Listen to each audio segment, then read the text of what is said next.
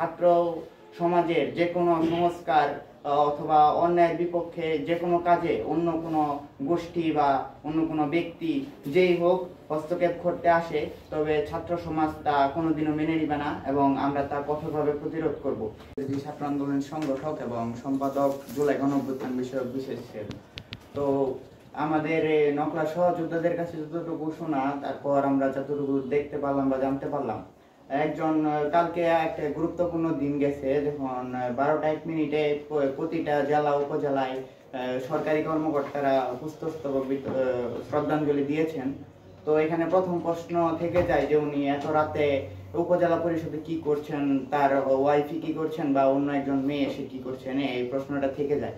সুতরাং এতক্ষণ যে কথাগুলো চলছে এর মাধ্যমে বিষয়টা জবাব খিচুড়ির মতো হয়ে গেছে, কিন্তু বিষয়টা আমরা যতটুকু কমপ্লিকেটেড করছি বিষয়টা ততটুকু না।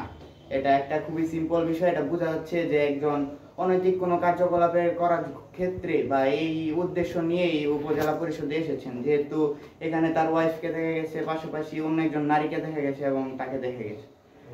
তো বিষয়টা অনেক সিম্পল এবং ক্লিয়ার যে উনি কোনো উদ্দেশ্য প্রণীত ভাবে এখানে এসেছেন এত রাতে।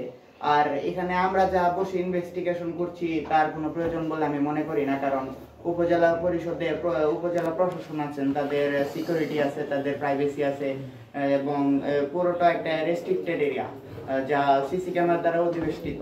সুতরাং এই বিষয়গুলো যদি উপজেলা পরিষদ এবং আইনানুগভাবে বিশ্লেষণ করা যায় বা এক্সপ্লেইন করা যায়, তাহলে এই সঠিক তথ্যটা বের হয়ে আসবে।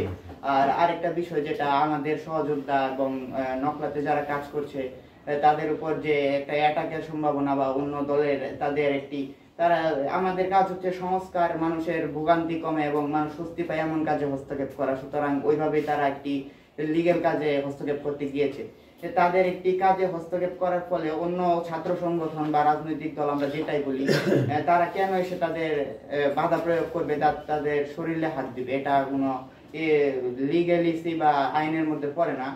সুতরাং আমি যারা ওদের উপর আক্রমণ করেছে বা তাদের বাধা প্রয়োগ করেছে তাদের কঠোরভাবে হুঁশিয়ার করে দিতে চাই, যদি ছাত্র সমাজের যে কোনো সংস্কার অথবা অন্যায়ের বিপক্ষে যে কোনো কাজে অন্য কোনো গোষ্ঠী বা অন্য কোনো ব্যক্তি যেই হোক হস্তক্ষেপ করতে আসে, তবে ছাত্র সমাজ তা কোনোদিনও মেনে নিবে না এবং আমরা তা কঠোরভাবে প্রতিরোধ করব।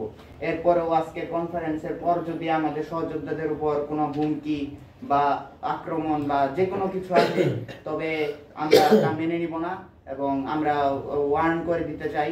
তাদের উপর যদি কোনো অ্যাটাক আসে তবে আমরা শক্ত হাতে তা প্রতিহত করব এবং জেলা প্রশাসন উপজেলা প্রশাসন এবং পুলিশ যারা আছেন তাদের আমি অনুরোধ করব যে বিষয়টি সুষ্ঠুভাবে তদন্ত করে অভিযুক্ত ব্যক্তির উপর একটি পদক্ষেপ নেওয়া।